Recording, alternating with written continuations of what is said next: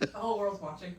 And, and I read some of your older poems where I see much more of a poetic kind of construction that's conscious as opposed to where you are now, where you don't have to worry about that. At least that's the way I look at it. So how do you look at the stories that you tell as a masterful storyteller and the poetic form in which you're putting those at this point in your life? The thing is, I've been writing poetry for 60 years. And so it has changed over time quite a bit. I'm not, but it's not been anything I've consciously chosen. Like I said, I'm not in control. I don't know who the hell the muse is, where she lives, where she goes. I noticed, somebody asked me this not long ago. I was with a bunch of high school kids last week.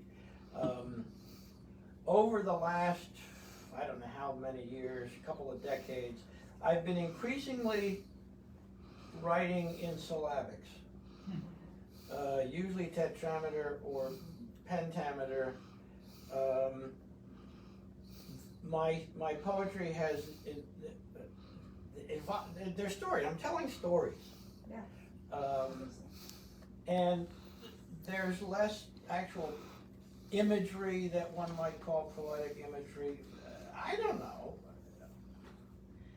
The thing is, when people ask questions like that, you don't want to say, I don't know. But the fact is, I don't know. And when I was younger, I would sit down and I would try to come up with these answers that would somehow be an explanation, but really they were just me making stuff up, because I honestly don't know. Sometimes the question tells more about the question you're asking the question of. I just don't know. I noticed that a lot of my earlier work was much shorter lines. Line breaks were determined by God only knows what. I mean, here's one. Oh no, I think that's a lousy one. That was not okay. I did have a guy named Daniel Hoffman, who was a pretty good poet. He actually was a poet laureate before they had that name. It was they called him the poetry consultant to the Library of Congress.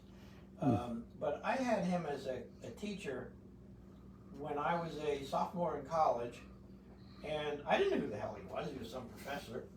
And about halfway through the semester, I was in the bookstore, and here's this book, Broken Laws by Daniel Hoffman. I bought it, and it turns out, God, this guy's a real poet. How about that?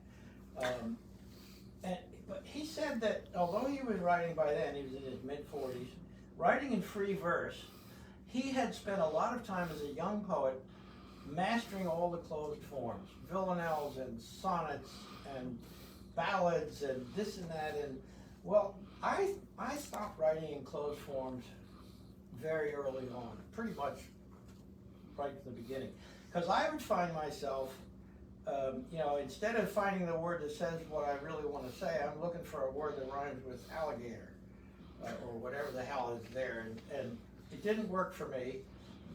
And I spent years thinking I'm not really a poet because I never did what Hoffman said you have to do to learn how to master language.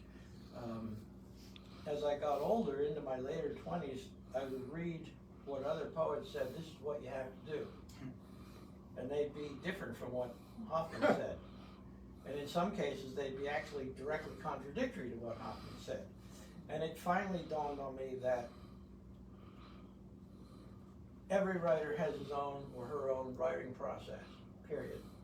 And what worked for somebody else doesn't necessarily work for you. That was a great relief to finally understand that. But here are some of my poems that go in 1986. Were you born? I was 40 years old, yes. That was thank you. It's a while ago, and these are very short lines.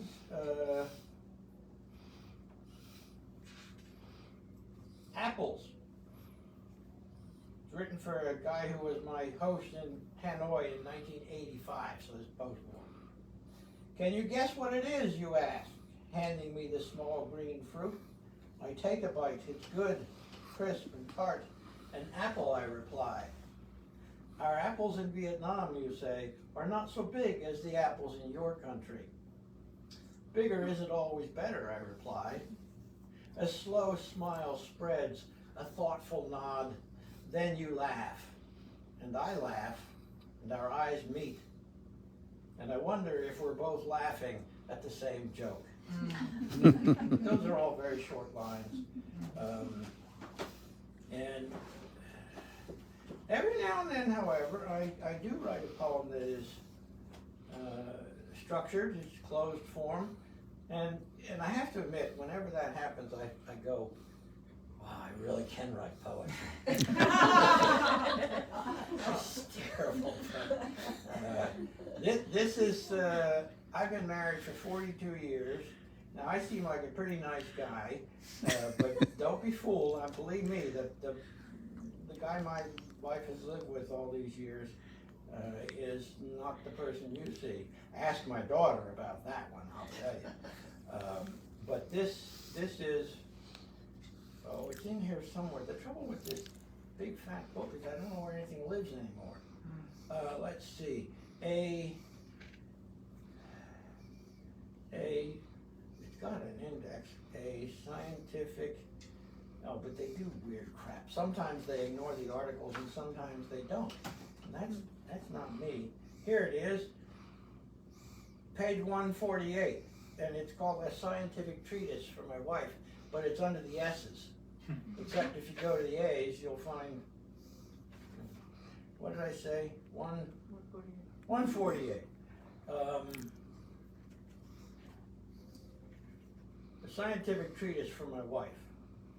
The ancients thought the world is flat and rides upon a turtle's back, or that the planets, sun, and stars revolve around the earth in crystal spheres. Thus they defined the universe, till Galileo burst simplicity by gazing at the heavens with a glass, confirming Kepler and Copernicus. All hell broke loose. Churchmen apoplectic, and the Renaissance, and finally Newton, to explain it all. A scientific substitute for Adam's fall.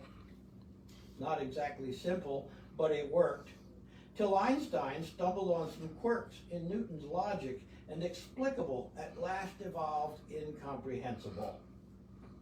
Not good enough, said Stephen Hawking, who proceeded to apply his daunting intellect to postulating ways black holes disfigure time and space. He's got a Cambridge PhD. He's looking for a unifying theory, and he's covered acres with equations. Amazing. Centuries of speculation. Okay, I'm not a physicist, but even geniuses can miss the obvious, and I don't need a PhD to know the universe begins and ends with you. How do you stay mad at a guy that writes Right? You will. Broke the form in the last line. Yeah, I did, but I couldn't come up with something. And Sometimes, besides, yeah, no and you is kind of, you know, like an Emily Dickinson rhyme or the something like last that. line is always, to me, the most important line in the poem. Oh, rats. And I blew it. Oh, no, you didn't. Oh. Okay, here's the one I was gonna,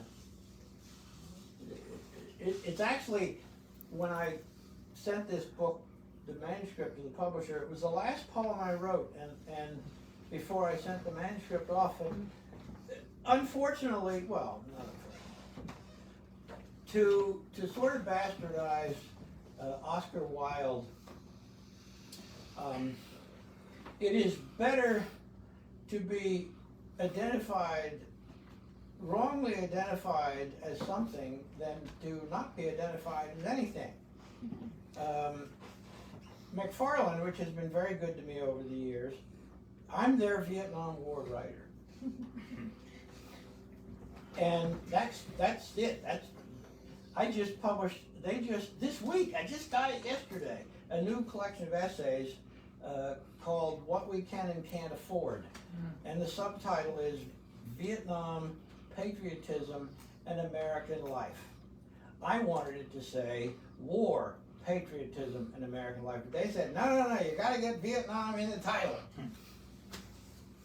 That's, well, at least they, you know. So that's my niche for them. So you can see this got a guy in front of a tank on the cover, and that which I love this picture. It is so paradigmatic of the Vietnam War. We're fighting against guys running around in rice fields with flip-flops and wearing, you know, cotton clothing and carrying a rifle, and we're running around chasing them with tanks. Are you kidding me? Like, yeah, we're really running down with those suckers. Anyway, I figured, thank you for your service suggests the military angle without saying Vietnam War poem, because 3/4 of the poems in this book have nothing to do with war of any kind, let alone the Vietnam War. And it got this title because this happened to be the last thing that I wrote before I shipped the manuscript off, which was wonderful good fortune. Oh, but I'll read this one first. Old men body surfing.